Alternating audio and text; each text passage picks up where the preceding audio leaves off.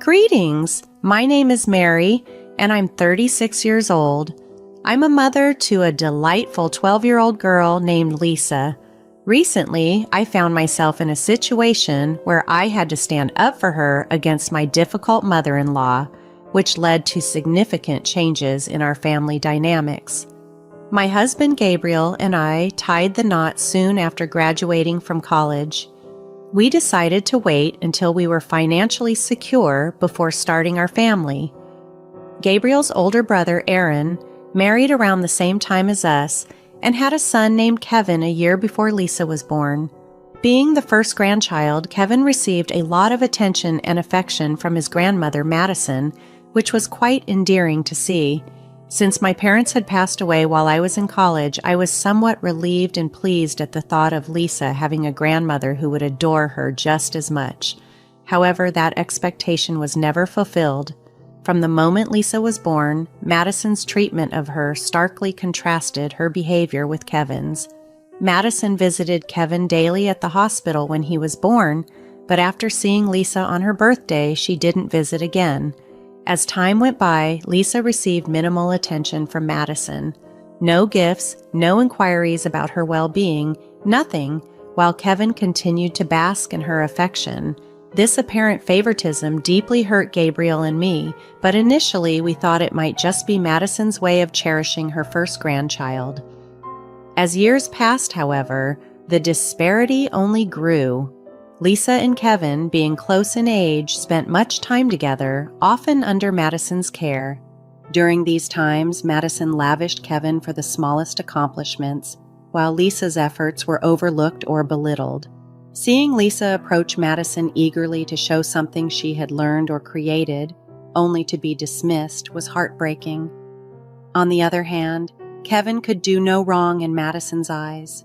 Despite this, Gabriel and I made every effort to ensure Lisa felt loved and valued at home. After 12 years of witnessing this unequal treatment, I finally took a stand against it. It was a challenging decision, but necessary to protect my daughter's emotional well-being. The situation has led to some tough consequences for Madison, which were unfortunate but unavoidable in our quest to ensure fairness and love for Lisa. I always made sure Lisa felt loved and reassured, and I reduced the time she spent with Madison, who remained unfairly critical of her. Despite this, Gabriel often stepped in to mitigate the tension, encouraging Madison to show more kindness towards our daughter. Everything escalated during a birthday gathering at Madison's house. Lisa, wanting to give her grandmother something special, created a heartfelt painting of a rare day they spent together at the park, playing on the swings. It was a memory dear to Lisa, and I was anxious about how Madison would react. I feared that if Madison dismissed this gesture, it would hurt Lisa deeply and push me to my limit. Upon our arrival, Madison greeted us cheerfully. "Happy birthday, Madison!" "Ah, thanks. How are you guys doing?" "Everything's going great. How about you?" "I couldn't be happier. My family's here and we're celebrating me."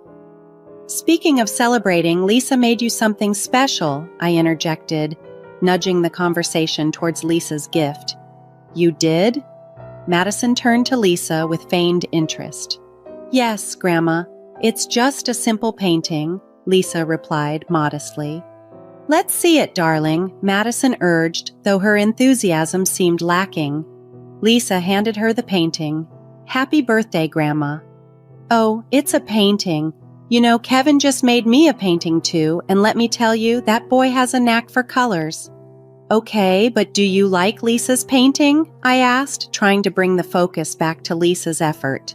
"Yes, I mean, it's quiet. Okay, I wouldn't hang it up though. If I did, it might embarrass Lisa when people compare it to Kevin's," Madison remarked dismissively. "That's enough," Gabriel interjected. "Lisa, why don't you go and play? We need to talk to Grandma." As Lisa walked away, Gabriel confronted Madison. "Why are you so harsh with Lisa?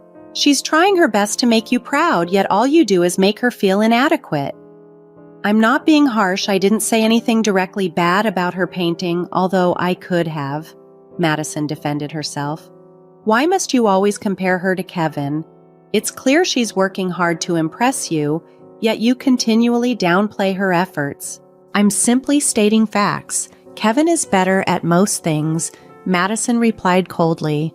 Gabriel sighed. You're entitled to your opinions, but for Lisa's sake, please keep them to yourself. Every time you compare her to Kevin, it crushes her spirit. While it's true that criticism can be part of learning, constantly highlighting her shortcomings isn't helpful. It's hurtful. This conversation marked a turning point. It became clear that we had to shield Lisa from this kind of negativity, fostering an environment where she could thrive without unfair comparisons clouding her sense of self-worth. I always noticed how you never criticize Kevin. It's incredibly unfair to Lisa. Life might be unfair, but that's no excuse. You know what? If you're determined to keep comparing them, then I can't allow you to be around Lisa anymore. She deserves a grandmother who loves her and doesn't constantly make her feel inadequate. You can't stop me from seeing my grandchild, Madison protested. Mom, Mary is right, Gabriel interjected. You need to apologize and start treating your grandchildren equally. Only then will we consider letting you see Lisa again. Madison was stunned that we were confronting her. We called Lisa over and decided to leave the party soon after.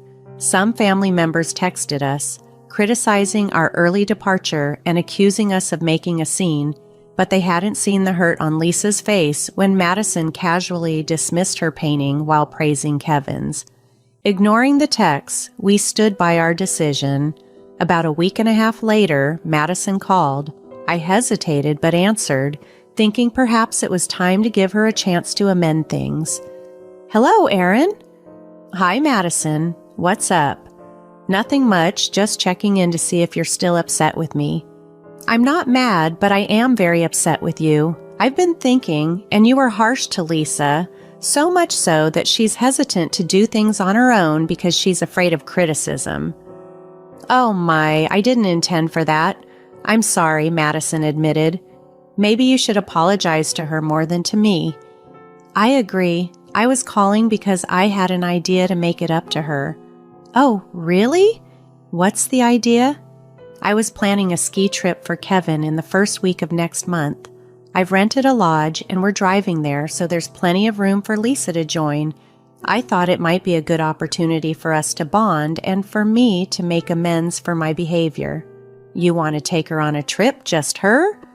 I was wary but curious about her sudden change of heart. Yes, I figured it would be a great way for us to bond and for me to show her how much I care. I don't know, Madison.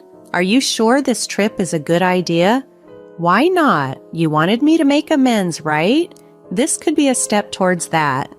Hearing her proposal, I considered the possibility that this could be a genuine attempt to repair their relationship. It was a significant gesture, but one that would need careful consideration to ensure it truly served as a positive experience for Lisa, not just a superficial fix. And when I express my concerns, you seem upset. But even when we're around, you're harsh with Lisa. How can I be sure you won't be even harsher when Gabriel and I aren't there to see it? I understand you want to use this trip as a way to reconcile with Lisa, but it feels like a huge step. Are you suggesting you don't trust me? I'm her grandmother. Why would I intentionally hurt her? Madison responded, sounding a bit defensive. It's not that I don't trust you per se, I explained. I'm just concerned that if something unintentionally harsh is said, there won't be anyone there to comfort Lisa right away. I promise I won't let anything happen to her. I want to use this trip to make things right with Lisa, Madison assured me. I'll discuss it with Gabriel and we'll get back to you by the end of the week if that's okay. Of course, take all the time you need, Madison agreed. Leaning towards caution, I knew this wasn't a decision I could make alone. So, that evening, Gabriel and I discussed our feelings about letting Lisa go on the trip. We were aware of Madison's past behavior, and the likelihood of a sudden change was doubtful. However, this was the first genuine effort Madison had made to connect with Lisa. We didn't want to deprive Lisa of what could be a valuable opportunity to bond with her grandmother. Importantly, we also considered Lisa's feelings. She still loved her grandma, and we didn't want her to feel like we were restricting her experiences because of our apprehensions about Madison. After talking to Lisa, who was excited about the trip, we decided to let her go. Madison was pleased when we told her our decision. She promised to take good care of Lisa, but I couldn't shake a nagging feeling of doubt. To ease my concerns, I gave Lisa an old phone of mine before she left. "Keep this hidden and use it to call us if you need anything at all, okay?" I instructed her quietly. This way, Lisa had a way to reach out to us, providing an added layer of reassurance while she was away with Madison. I instructed Lisa to keep the phone with her at all times and to use it only if she needed to reach me or her dad. I hoped she wouldn't need to use it, but unfortunately things didn't go as planned. Just a day after she left, my phone rang. It was Lisa. "Mom, Lisa, sweetie, how's my baby doing? Are you having fun?" "Mom, I'm so scared." My heart sank. "What's wrong, honey? Why are you crying?" "It's so cold, I want to come home." "Okay, honey, where's Grandma? Are you lost? Maybe you can find a warden who can guide you back to your lodge." "But I'm standing in front of the lodge. I'm so scared and cold and hungry, Mom. Please come get me." "What?" "Okay, wait, honey, I need you to calm down and tell me what happened." "I don't know exactly, but after we came back from skiing, Grandma got mad at me and took all my warm clothes and locked me out of the lodge. I've been asking her to let me in for so long, but she isn't listening." "Why would she do that?" "Hold on, sweetie, your dad's going to get you some help. In the meantime, can you tell me why Grandma was mad? Are you and Dad going to come and pick me up?" "Of course, sweetie, but it will take us a while to get there. In the meantime, we'll have someone else take you to a safe place, give you something warm to wear, and probably even some cocoa drink, okay? Please make it fast. It's so cold." "I know, sweetie. Now tell me, why did Grandma get mad?" "Well, Kevin and I were both skiing for the first time. Kevin was struggling to keep his balance, but I could do it well." "You could? Sweetie, that's amazing. I'm so proud of you." "Thanks, Mom, but it wasn't that hard." "Hush, you don't have to be so humble about it either." "Okay, but what happened next?" "Kevin started crying after seeing me do well, and after our instructor kept praising me, Grandma got mad at me. After that, she didn't talk to me until we got home, and then she just threw me out. I'm going to give that woman a piece of my mind. Do me a favor, sweetie, and don't tell your grandma that we're on our way. Stay near the lodge where it's safe, and someone will be there soon to help you." Frustrated and worried, I hurried to organize help for Lisa and prepared to confront the situation head on. It was clear that this trip hadn't been the bonding experience I had hoped for, and immediate action was needed to ensure Lisa's safety and well-being. I reassured Lisa over the phone. "I'm on my way, okay?" "Yes, Mom." "Sweetie, your dad just said a warden is approaching you. Can you see him?" "I see someone coming," Lisa replied, her voice quivering slightly. "Ask him what his name is and what his favorite drink is. If he doesn't say salmon cocoa drink, don't go with him, okay?" "Yes, Mom." After a moment, Lisa responded, "His name is Sam, and he loves cocoa drink. Should I go with him?" "Yes, sweetie, go with him. Take care and keep me updated, okay?" "Yes, Mom." My heart pounded with worry as I ended the call. I couldn't fathom how Madison could be so neglectful towards Lisa. I was certain that Madison wouldn't bother to look for Lisa, likely preoccupied with Kevin.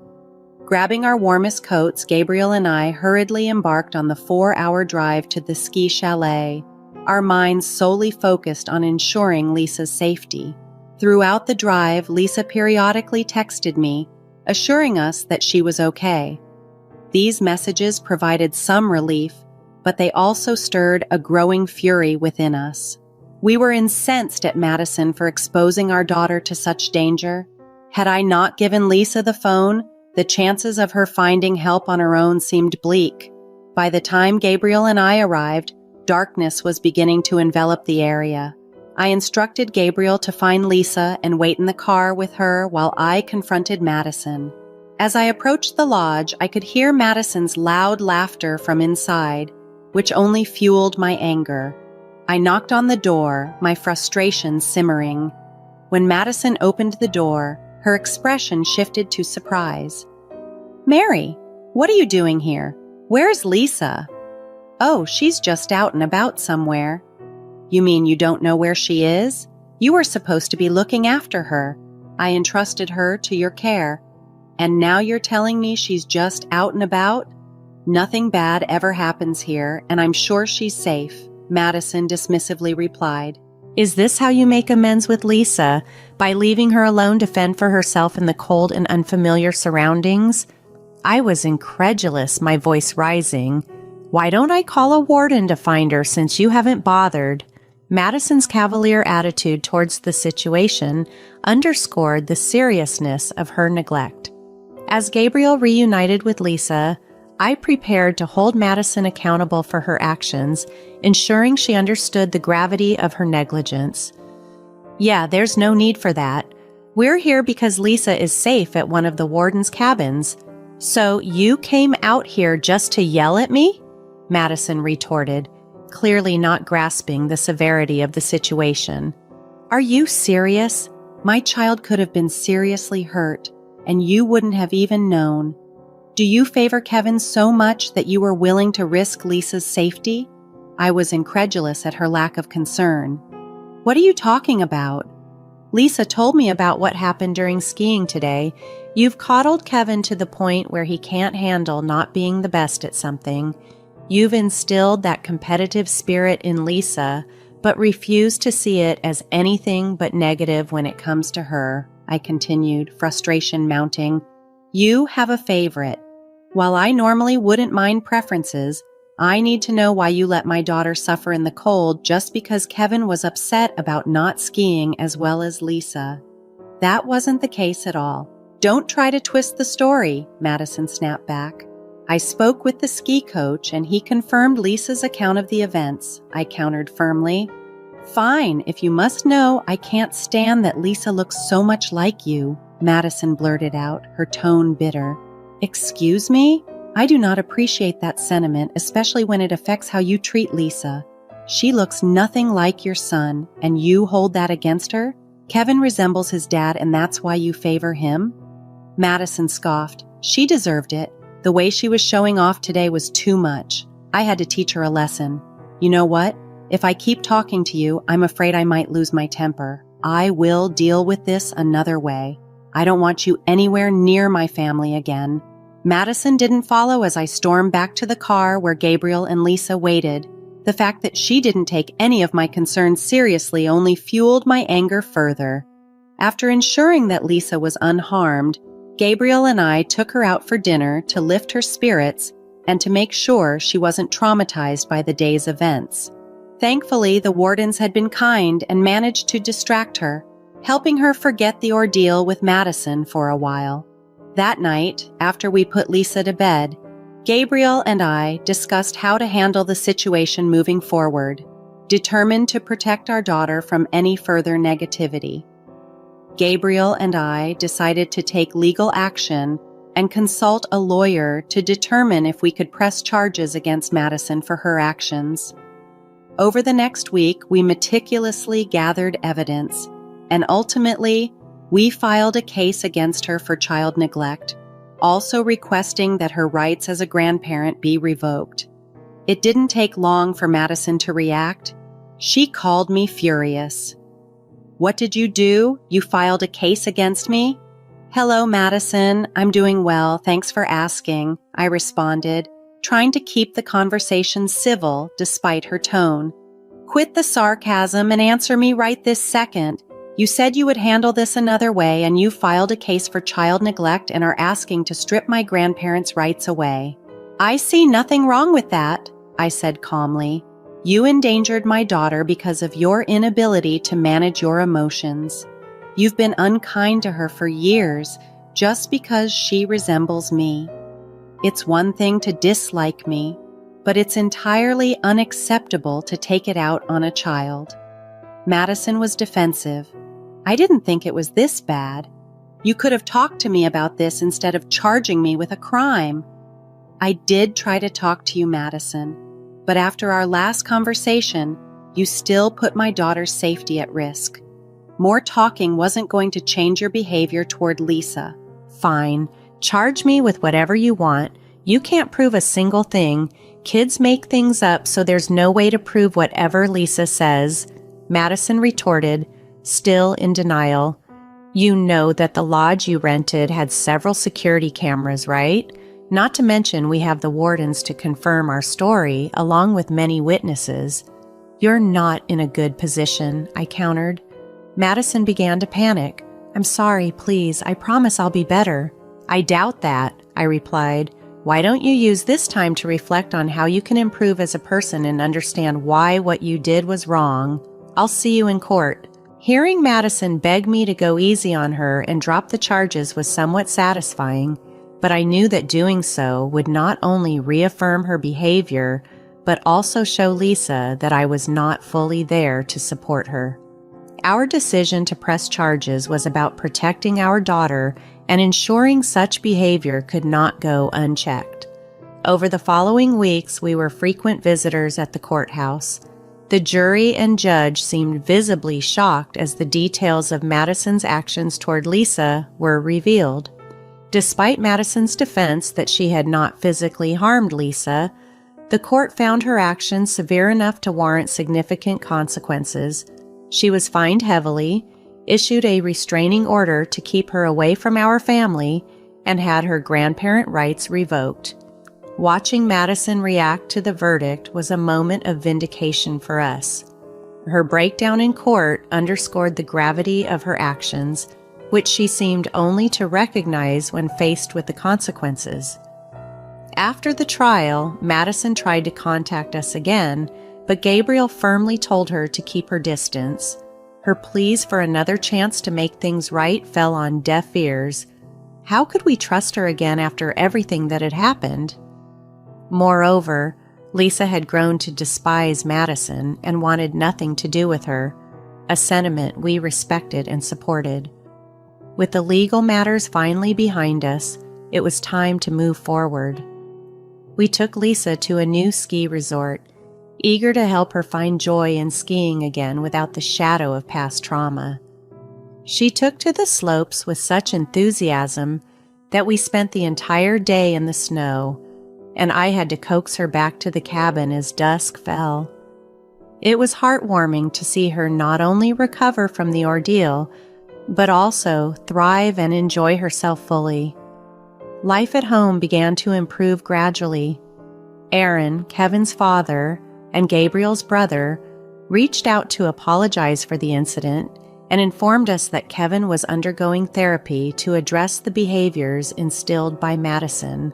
It seemed that Gabriel's entire family had decided to either limit or cut off contact with Madison, signaling a collective move towards healthier family dynamics. Looking ahead, I'm filled with optimism about our future. This entire ordeal has reinforced my resolve to never let anyone make my daughter feel inferior. Lisa's resilience and our family's newfound unity have shown me that no matter what challenges we face, we can overcome them and emerge stronger.